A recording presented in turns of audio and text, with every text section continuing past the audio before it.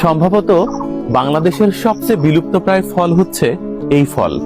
এই ফলের নাম হচ্ছে মন কাটা ফল অথবা ময়না কাটা ফল।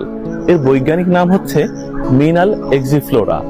এই গাছের নাম মন কাটা গাছ কিভাবে হলো?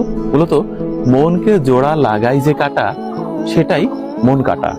প্রাচীনকালের মানুষেরা বিশ্বাস করত এই গাছের কাটা প্রতি মঙ্গলবারে ভর দুপুরে এক নিঃশ্বাসে 3টি ছিঁড়তে হবে, তারপর বালিশের নিচে রেখে দিতে হবে।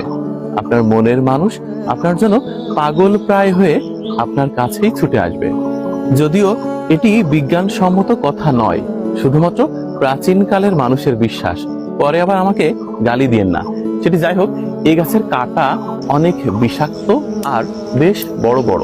দেখুন কি বিশাল বিশাল কাটা।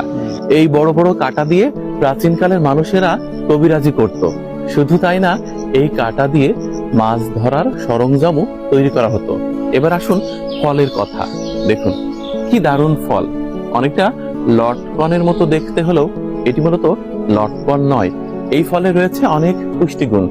অনেক বছর আগে এই গাছের সন্ধান মিললেও এখন আর দেখাই যায় না। পাখিদের খুব পছন্দের ফল হচ্ছে মন কাটা গাছের ফল। এই গাছের এত বেশি কাটা এবং তীব্র বিষাক্ত কাটার কারণে মানুষ এই গাছের ফল ছিঁড়তে ভয় পায় এবং